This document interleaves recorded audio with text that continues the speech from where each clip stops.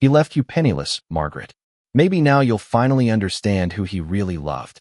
Those were the first words I heard at my husband's funeral. Not condolences, not sympathy, not even basic decency.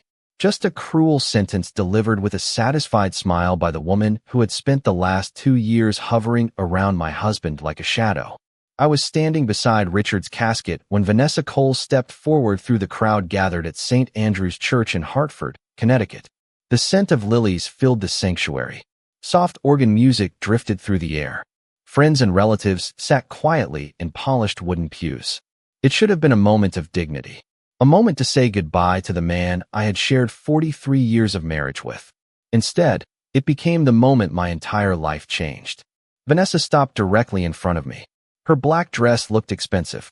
Her diamond earrings caught the morning light shining through the stained glass windows. She tilted her head slightly, studying me with the same expression someone might use when looking at a problem that had finally solved itself. Then she spat onto the sleeve of my black wool coat. The room seemed to freeze. Several guests gasped softly. Others looked away. Nobody moved. Nobody spoke. I stared at the wet stain on my sleeve. For a moment, I thought perhaps grief had distorted my senses. Surely nobody would behave that way at a funeral. Surely no grown woman would humiliate a widow standing beside her husband's casket. But Vanessa simply smiled. He left you penniless, she repeated. Everything belongs to the future now. My eyes lifted from my coat to her face. I noticed something strange. She wasn't nervous. She wasn't emotional. She wasn't acting like someone attending a funeral. She looked victorious, as though she had already won a battle nobody else knew was being fought. Then I noticed another face nearby. Gerald Barnes, Richard's attorney. He stood less than 10 feet away. Instead of looking shocked, he smirked. Just for a second. A small expression. Easy to miss. But I saw it. And once I saw it, I couldn't unsee it. Gerald quickly looked away and adjusted his tie. Yet the image remained burned into my memory. My husband's attorney was smiling while his widow was publicly humiliated beside his coffin. Something wasn't right. I knew that much. Richard had died unexpectedly 8 days earlier after a brief illness. Even now, the reality felt impossible to accept. For more than 4 decades, he had been my partner, my best friend, and the person who always promised I would never face the world alone. We built a life together, raised 2 children together, shared every success and every hardship together. Richard was not a perfect man. No marriage lasts 43 years without scars. But he was honorable, or at least I had believed he was. Looking around the church that morning, I realized how many things I no longer understood. Vanessa had appeared in Richard's life only a few years ago as an executive assistant at his company. At first, I barely noticed her. Then she started showing up everywhere. Business dinners, charity events, holiday parties. Somehow she always seemed to be standing near Richard whenever photographs were taken. Whenever I asked questions, Richard dismissed my concerns with a tired smile. "You're imagining things, Maggie," he would say. "She's just an employee." Standing there beside his casket, I wondered how many lies I had accepted simply because I wanted peace. Vanessa leaned closer. Her voice dropped low enough that only I could hear. "You should get used to disappointment," she whispered. "Today is only the beginning." Then she turned and walked away. The crowd slowly resumed moving. Conversations restarted. The organ continued playing. Yet everything felt different now. I looked once more toward Gerald Barnes. This time he refused to meet my eyes. That frightened me more than Vanessa's cruelty ever could. Because in that moment, I realized something that sent a chill through my chest. Vanessa wasn't acting like a woman hoping to inherit something. She was acting like a woman who already knew the outcome. And somehow, Richard's lawyers seemed to know it too. The funeral ended just after noon. One by one, people offered quiet condolences before making their way toward the parking lot beneath a gray Connecticut sky. I stood near the church entrance for nearly 20 minutes after everyone else had begun leaving. The wind tugged gently at my coat. The stain on my sleeve had already dried, but I could still feel it there. Not because of what it was, but because of what it represented. 43 years of marriage had ended with humiliation, whispers, and a lawyer who could not quite hide his satisfaction. When I finally reached my car, I sat behind the wheel without starting the engine. My hands rested on the steering wheel while I stared through the windshield. The silence felt heavier than it should have. Richard had always handled difficult moments. He always knew what to say when life became complicated. Now there was only me. I drove home slowly along familiar roads lined with bare maple trees. Every intersection carried memories. Every neighborhood reminded me of another chapter of our life together. The small diner where we used to eat breakfast on Saturdays. The bookstore where Richard bought me a first edition novel for our 20th anniversary. The park where we taught our children to ride bicycles. By the time I pulled into our driveway, my chest ached with exhaustion. The house felt different without him. Larger. Colder. The grandfather clock in the hallway echoed through rooms that suddenly seemed too quiet. I placed my purse on the kitchen counter and noticed something waiting beside the coffee maker. Richard's favorite mug. I had forgotten to put it away after his last morning at home. A thin layer of dust had already settled on the handle. I stared at it for several seconds before carrying it carefully to the sink. The simple act nearly broke my composure. Instead of crying, I filled a kettle with water and made tea. It was what I always did when I needed time to think. As the kettle warmed, my attention drifted toward the study at the end of the hallway. Richard spent countless evenings there, reading financial reports, writing notes, managing investments. The room had remained untouched since his death. For the first time, I felt an urge to go inside. The study smelled faintly of leather and cedar. Sunlight filtered through the blinds, casting narrow lines across his desk. Everything appeared orderly. Pens arranged neatly. Papers stacked carefully. Richard had never been a careless man. That was why the funeral scene continued bothering me. Vanessa's confidence. Gerald's smirk. Neither behavior matched the uncertainty that usually followed a death. They acted like people who already knew how the story would end. I sat in Richard's chair and slowly opened the top desk drawer. Inside were old receipts, business cards, and several family photographs. One picture showed our daughter Emily graduating from college. Another captured Nathan holding his newborn son. I smiled sadly before setting them aside. Beneath the photographs sat a yellow legal pad filled with Richard's handwriting. Most pages contained routine notes and reminders. Grocery lists, appointment dates, investment ideas. Then one sentence near the bottom of a page caught my attention. It had been written in darker ink than everything else, almost as though he wanted to make certain he remembered it. I leaned closer and read the line twice. If anything feels wrong, trust the records, not the people. My heartbeat quickened. It was not a sentence Richard would normally write. Not without reason. I turned the page, expecting an explanation. There was none, only more ordinary notes. Yet something about those words unsettled me. Trust the records, not the people. I repeated the sentence quietly to myself. Outside, clouds gathered above the backyard. The room grew dimmer. For the first time since Richard's death, I began to wonder whether the greatest loss was not what I had already suffered. Perhaps the real trouble was only beginning. I sat in Richard's study long after the daylight disappeared. The yellow legal pad remained open on the desk in front of me. Trust the records, not the people. The sentence kept repeating in my mind. Richard had always chosen his words carefully. If he wrote something down, it mattered. I looked around the room again, this time paying attention to details I had ignored for years. The framed photographs, the shelves of business books, the antique brass lamp he had purchased during a trip to Boston nearly 20 years earlier. Everything appeared ordinary. Yet I could not shake the feeling that Richard had been trying to tell me something before he died. The next morning, I woke earlier than usual. The house was silent except for the hum of the refrigerator downstairs. For a moment, I forgot everything. Then reality returned. Richard was gone. The funeral was over. And somewhere beyond my grief, questions were waiting. I made coffee and carried the mug back to the study. The legal pad still sat exactly where I had left it. As I opened one of the desk cabinets, I noticed a small metal key taped beneath the lowest shelf. I frowned. Richard was organized, but he was never secretive. Carefully, I removed the key and turned it over in my hand. There was no label attached. No explanation. Just a plain silver key. My pulse quickened slightly. I spent the next hour searching the study. Eventually, my attention settled on a narrow filing cabinet tucked beside a bookshelf. I had opened the upper drawers many times before. Tax records, insurance papers, routine household documents. But the bottom drawer was locked. I stared at it for several seconds before sliding the key into the lock. It turned smoothly. Inside were only 3 folders. Nothing more. No stacks of paperwork. No hidden fortune. Just 3 neatly labeled folders arranged side by side. The first contained investment summaries. The second held copies of property records. The third was different. There was no label.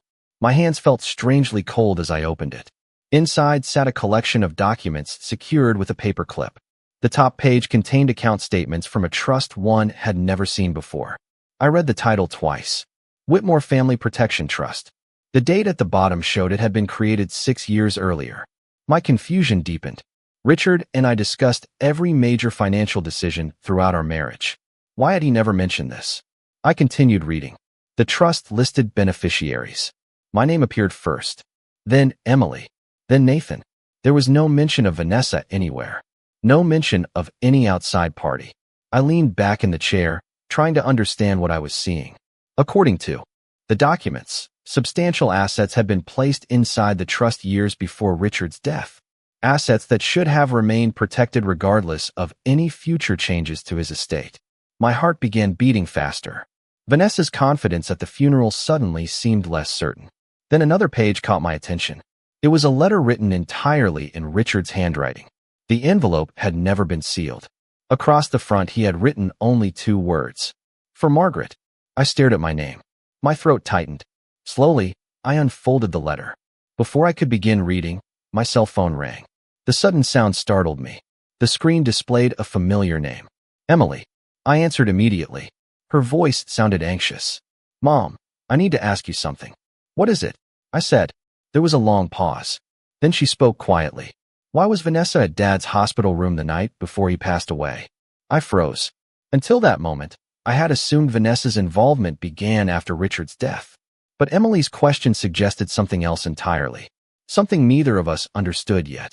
And for the first time, I realized that the answers I was searching for might not be hidden in paperwork alone. Emily's question stayed with me long after the call ended. I sat alone in Richard's study, staring at the unopened letter in my hands. Outside, the afternoon sky had darkened, and rain tapped softly against the windows. The house felt unusually still, as though it were waiting for something. I finally unfolded the letter and began to read. Margaret, if you are reading this, it means events have unfolded in ways I hoped they never would. The first sentence immediately tightened my chest. Richard's handwriting was steady and familiar. I could almost hear his voice as my eyes moved across the page. He explained that during the previous 2 years he had become increasingly concerned about certain people around him. He did not name anyone directly. Instead, he wrote carefully, almost cautiously. Several times he mentioned misplaced documents, unexplained requests for financial information, and conversations that left him uncomfortable. One line stood out more than the others. If someone pressures you to act quickly after I am gone, do not trust their urgency. Truth survives patience. I lowered the letter and stared across the room. Richard had clearly suspected something. But how much had he known? And why had he never told me? My phone rang again. This time it was Nathan. His voice sounded tense. Mom, are you home? Yes. I am coming over. There is something you need to see. Less than 40 minutes later, Nathan pulled into the driveway. He entered carrying a thin folder tucked beneath his arm. His expression reminded me of Richard whenever he was trying to solve a difficult problem. He sat across from me at the kitchen table and opened the folder. I did not want to bring this up before the funeral, he said quietly. But now I think we need to talk. Inside were several printed photographs. The first showed the parking lot outside Hartford Memorial Hospital. The second showed the hospital entrance. Then I saw Vanessa. She was standing near the side entrance late at night. The date stamp matched the evening before Richard passed away. Where did these come from? I asked. A friend works hospital security, Nathan replied. After Emily mentioned seeing Vanessa there, I asked some questions. I continued examining the photographs. Vanessa appeared multiple times over several hours. In one image, she was speaking with someone near the administrative offices. In another, she appeared to be waiting in a private hallway. None of it proved wrongdoing. Yet none of it felt normal either. Dad never mentioned she was visiting him, Nathan said. Not once. I thought back to those final days. Richard had seemed distracted. Several times he asked me to bring documents from home. Other times he insisted on handling phone calls privately. At the time, I assumed he was protecting me from stress. Now I wondered if something else had been happening. Nathan slid one final photograph toward me. This one made my stomach tighten. Standing beside Vanessa near the hospital entrance was Gerald Barnes, Richard's attorney, the same attorney whose smirk I could not forget. The image was grainy but unmistakable. They appeared deep in conversation. The timestamp showed nearly 10 o'clock that night, several hours before Richard died. Neither of us spoke for a moment. Rain continued tapping against the kitchen windows. Finally, Nathan leaned forward. "Mom, does this seem strange to you?" I looked down at the photograph again. Then I remembered Vanessa's confidence at the funeral, Gerald's expression, the trust documents hidden inside the locked cabinet, Richard's warning to trust records rather than people. Piece by piece, a pattern was beginning to emerge. I folded the photograph carefully and placed it beside Richard's letter. For the first time since his death, grief was no longer the only thing I felt. Beneath the sadness, another feeling had begun to take shape. Determination. Because whatever Richard had discovered before he died, I was becoming certain of one thing. He had not hidden those records to protect himself. He had hidden them to protect me. The following morning, I returned to Richard's study with a notebook, a fresh cup of coffee, and a determination I had not felt in weeks. Grief still lived inside me. It followed me into every room of the house. It sat beside me at the kitchen table and waited for me at night when the house became quiet. But now grief had company. Questions. Too many questions. I spread the trust documents, Richard's letter, and the hospital photographs across the desk. The more I looked at them together, the more uneasy I became. Each piece seemed disconnected by itself. Together, they formed something else. A picture I could not fully see yet. Around 10 o'clock, my doorbell rang. I was not expecting visitors. Through the front window, I saw a silver sedan parked at the curb. A woman stood on the porch holding a leather briefcase. She appeared to be in her late 60s, with short gray hair and a navy raincoat. When I opened the door, she offered a polite smile. "Margaret Whitmore?" she asked. "Yes. My name is Evelyn Brooks. I was Richard's accountant for nearly 15 years. My pulse immediately quickened. Richard had trusted very few people with financial matters. Evelyn was one of them. I invited her inside. We settled at the dining room table, and after a brief silence, she placed her briefcase beside her chair. "I debated whether to come," she admitted. "But after hearing about the funeral, I decided Richard would have wanted me to." I did not interrupt. Evelyn removed a folder from the briefcase and slid it across the table. 3 months ago, Richard contacted me regarding unusual activity involving several estate-related documents. My stomach tightened. "What kind of activity?" Evelyn adjusted her glasses. "Requests for copies that he never authorized. Attempts to access records through channels that did not follow standard procedures. Nothing illegal that I could prove. Just unusual." I opened the folder. Inside were copies of correspondence between Evelyn and Richard. Several emails contained notes in Richard's own words. In one message, he expressed concern that sensitive records were being discussed by people who should not have known they existed. In another, he specifically instructed Evelyn to keep certain trust information confidential unless something happened to him. I looked up. Did he mention names? Evelyn hesitated. "Only once." The room felt very still. "Who?" I asked. "Gerald Barnes." The answer landed heavily between us. She continued carefully. "Richard never accused Gerald of wrongdoing, but he became uncomfortable after learning that Gerald had been asking questions about assets that were protected by the trust." I remembered Gerald's expression at the funeral. The confidence. The smirk. Suddenly, it seemed less like arrogance and more like expectation, as though he believed events were unfolding exactly as planned. Evelyn opened another folder. "There is something else." She handed me several account summaries. The documents showed trust assets, investment holdings, and property allocations. Everything appeared normal until I reached the final page. There, highlighted in yellow, was a notation dated 6 weeks before Richard's death. Beneficiary protections activated. Additional review required upon estate execution. I frowned. What does this mean? Evelyn folded her hands. It means Richard anticipated a challenge. A challenge from whom? That is the question he was trying to answer. Rain began falling outside once again, tapping softly against the dining room windows. For a long moment, neither of us spoke. Finally, Evelyn looked directly at me. "Margaret, Richard was worried. Not about money. Not about business. He was worried about you." My throat tightened. After 43 years together, I knew how protective Richard could be. If he believed I might be vulnerable after his death, he would have done everything possible to prepare. Everything. Evelyn stood and gathered her papers. Before leaving, she placed one final envelope on the table. Richard asked me to keep this sealed unless circumstances became unusual. She glanced toward the envelope. I believe circumstances now qualify. After she left, I stared at the envelope for several minutes. My name was written across the front in Richard's familiar handwriting. Beneath it was a date. And when I saw that date, a chill ran through me. Because Richard had written the envelope just 2 days after Vanessa first appeared at one of our family gatherings. For several minutes, I simply stared at the envelope resting on the dining room table. The rain outside had become steadier, creating a soft rhythm against the windows. Richard's handwriting looked exactly as it always had.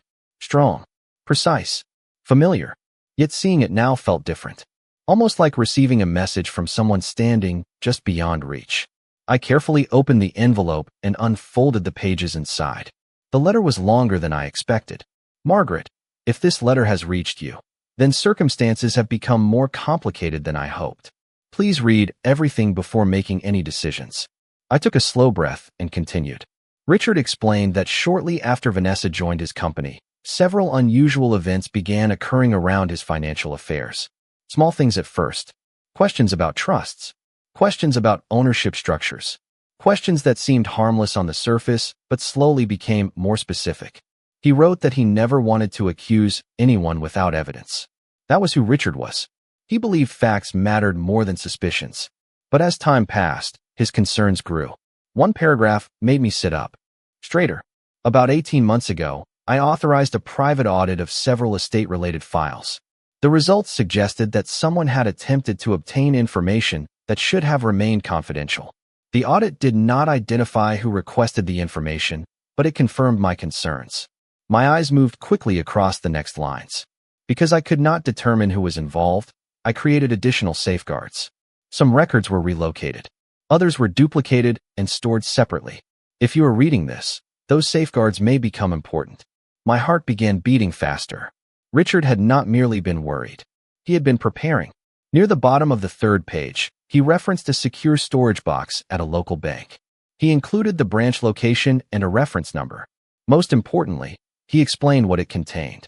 Copies of trust documents, financial records, correspondence, and evidence supporting the original structure of his estate plan. I read that section twice. Then a 3rd time. The room suddenly felt smaller. Every discovery seemed to lead toward the same conclusion. Richard anticipated a challenge long before his death. The question was why. Before I could continue reading, my phone buzzed with an incoming text message. The sender's name immediately caught my attention. Gerald Barnes. The message was brief. Margaret, I hope you are doing well. We should schedule a meeting tomorrow regarding estate matters. There are several documents requiring your immediate signature. I stared at the screen. Immediate signature. Richard's warning echoed in my mind. If someone pressures you to act quickly after I am gone, do not trust their urgency. Truth survives patience. Slowly, I set the phone down without responding. Less than 30 seconds later, another message arrived. These matters are time-sensitive. Delays may create complications. This time I smiled slightly. Not because the situation was amusing. Because for the first time, I recognized the pressure Richard had described. Gerald wanted movement. Speed. Decisions. Yet every document I had uncovered pointed toward caution. Toward verification. Toward patience. That evening, Emily and Nathan joined me for dinner. None of us had much appetite. We sat around the same oak table where Richard had spent decades sharing family meals. I showed them the letter. I showed them the trust documents. I showed them the photographs from the hospital. By the end, neither of them looked surprised anymore. Only concerned. Nathan folded his arms. Dad knew something was wrong. Emily nodded quietly. And I think he expected someone to make a move after he was gone. The 3 of us sat in silence for a moment. Then I remembered something. The secure storage box. The bank. The records Richard wanted protected. I looked at the reference number written in the letter. Suddenly it felt less like a clue and more like a destination. Somewhere beyond the grief, beyond the funeral, beyond Vanessa's confidence and Gerald's pressure, Richard had left a trail. And the next piece of that trail was waiting inside a bank vault neither of them seemed to know existed. The next morning, I drove to the bank Richard had listed in his letter. The branch sat on a quiet corner of downtown Hartford, a red brick building I had passed hundreds of times without ever entering. The air was cool, and low clouds drifted across the sky. As I walked through the front doors, I felt a strange mixture of anxiety and determination. Richard had left this trail for a reason. I intended to follow it. A bank manager named Thomas greeted me after reviewing the documentation I had brought. He was courteous but careful. After verifying my identification and the paperwork attached to the trust, he led me into a secure area near the rear of the building. The hallway felt unusually quiet. Thick walls muted every sound. Finally, he stopped in front of a row of storage boxes and unlocked one of them. "Take all the time you need, Mrs. Whitmore," he said before stepping away. Inside the box sat a large sealed envelope, a flash drive, and a leather-bound folder. Nothing about them looked remarkable. Yet I knew Richard well enough to understand that appearances often meant very little. I opened the folder first. Inside were copies of estate plans, trust records, and notarized correspondence spanning several years. Most of the documents matched the records I had already discovered at home. Then I found something new. A chronology. Richard had created a detailed timeline documenting unusual events connected to his finances. Every entry included dates, names, and supporting notes. As I read, a pattern emerged. Requests for confidential records. Attempts to gain access to restricted information. Questions regarding trust beneficiaries. Nearly all of the incidents began shortly after Vanessa entered his professional circle. My stomach tightened. The timeline did not accuse her directly. Richard remained careful, even in private notes. But the sequence was impossible to ignore. I opened the sealed envelope next. Several pages fell into my hands. One document immediately caught my attention. It was a signed statement from a private investigator. Richard had apparently hired the investigator 18 months earlier. The report described repeated efforts by unknown individuals to gather information about protected estate assets. Some inquiries had originated through third parties. Others had been routed through professional contacts. One name appeared repeatedly throughout the report: Gerald Barnes. I stared at the page for several seconds. The room suddenly felt colder. Richard had never told me any of this. He had carried these concerns alone while trying to verify the truth. Then I looked at the flash drive. The bank provided a private office where customers could review digital records. After several minutes, the files loaded onto the computer screen. Hundreds of pages appeared. Emails, financial records, meeting summaries, audio transcripts. Richard had organized everything with extraordinary care. One folder contained communications between Gerald and various outside parties discussing estate structures. Another included correspondence showing that Gerald had requested information beyond the scope of his responsibilities on multiple occasions. Then I found a file that made my breath catch. It contained notes from a meeting held 6 months earlier. According to the record, Gerald had assured someone that future asset transfers would become much simpler once certain. Obstacles were removed from the equation. The document did not identify the other participant, but attached to the notes was a visitor log. Vanessa Cole had attended the meeting. I leaned back in the chair and closed my eyes for a moment. Piece by piece, the picture was becoming clearer. Vanessa's confidence, Gerald's urgency, the funeral, the pressure to sign documents. None of it had been random. Richard had seen warning signs long before anyone else, and he had quietly built a record of everything. When I finally left the bank that afternoon, I carried copies of the most important documents with me. The original records remained secured inside the vault. As I stepped onto the sidewalk, my phone rang. The caller identification displayed Gerald Barnes. For a moment, I considered ignoring it. Instead, I answered. His voice sounded unusually pleasant. "Margaret, I have been trying to reach you. We really need to finalize several matters." I looked up at the gray sky above the city. For the first time since Richard's death, I felt completely calm. "Do we?" I asked quietly. There was a brief silence on the other end of the line, and in that silence, I knew something had changed. Gerald no longer sounded like a man in control. After ending the call, I did not rush home. Instead, I sat on a bench across from the bank and watched people move through their ordinary afternoons. Parents carrying groceries, office workers hurrying toward parked cars, a young couple walking a dog along the sidewalk. Life continued as if nothing had changed. Yet for me, everything had changed. For the first time since Richard's death, I was no longer reacting. I was planning. That evening, Emily and Nathan came to the house again. We gathered in the study and reviewed every document I had copied from the storage box. The more we examined them, the clearer the situation became. Richard had anticipated exactly what was happening. He had not tried to confront anyone publicly. He had not made accusations. Instead, he had quietly built a wall of evidence and waited. "What are you going to do?" Emily finally asked.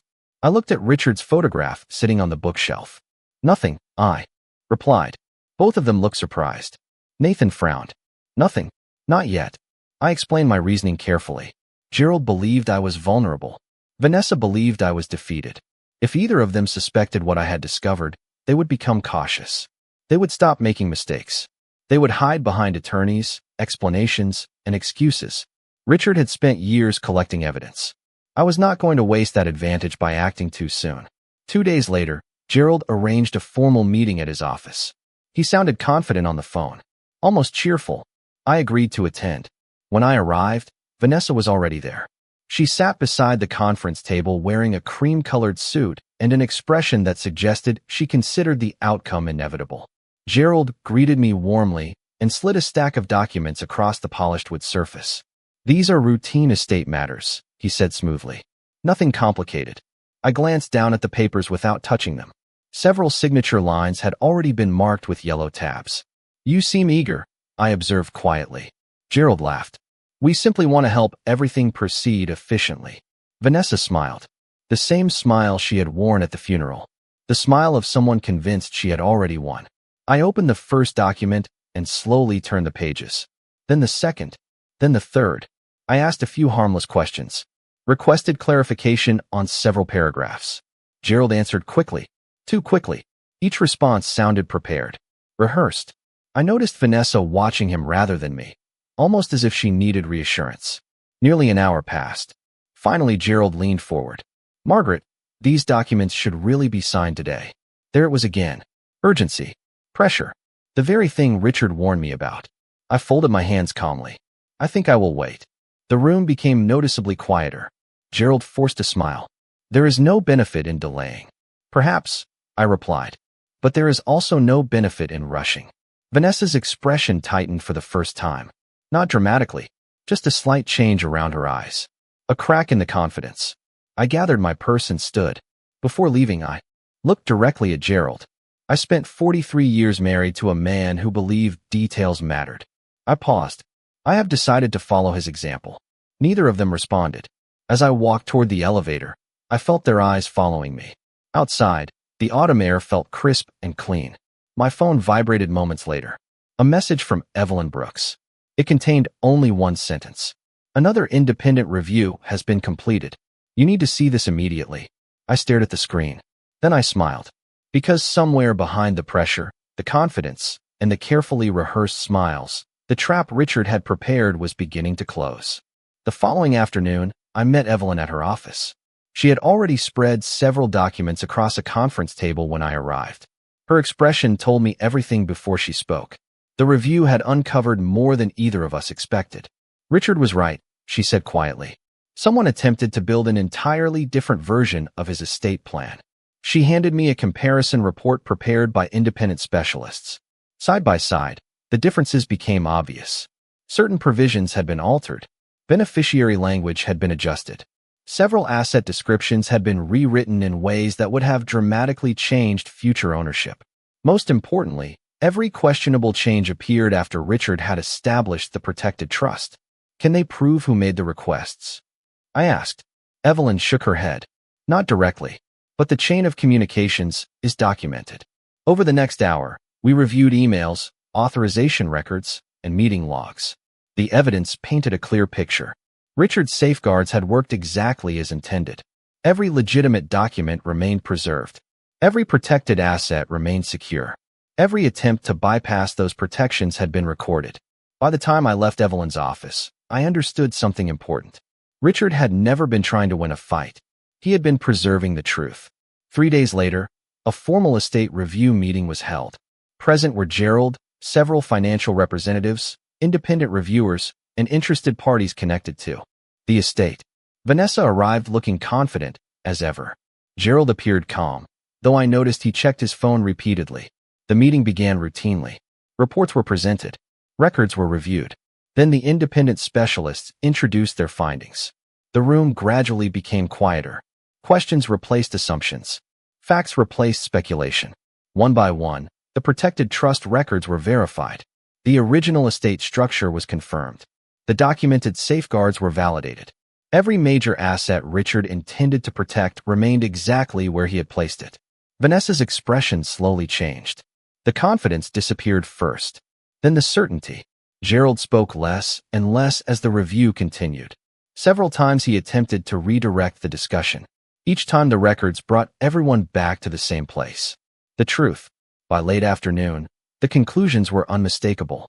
Richard's documented intentions remained fully enforceable. The protected trust governed the most important assets. The original records controlled. Not assumptions. Not rumors. Not expectations. Records. I sat quietly through most of it. There was no need for celebration. No need for anger. Richard had already done the difficult work years earlier. I was simply watching the results unfold. After the meeting ended, people began gathering their papers. Vanessa left quickly without speaking to me. Gerald remained seated longer than everyone else, staring at documents spread across the table. For the first time since I had known him, he looked uncertain. As I walked toward the exit, he finally looked up. "Margaret." I stopped. His voice sounded very different now. Richard was thorough. I considered the statement for a moment. Then I nodded. "Yes," I said. He was. Outside, the autumn sun broke through the clouds for the first time in days. The air felt lighter. Not because I had won something. Because the uncertainty was finally over. That evening, I returned home and sat alone in Richard's study. The house still felt quieter without him. Some losses never disappear. But grief no longer carried confusion. I opened the final page of his letter and read the closing. Words again. If the day comes when you need these records, remember this. Wealth can be replaced. Property can be replaced. Reputation can even recover. But truth survives only when someone is willing to protect it.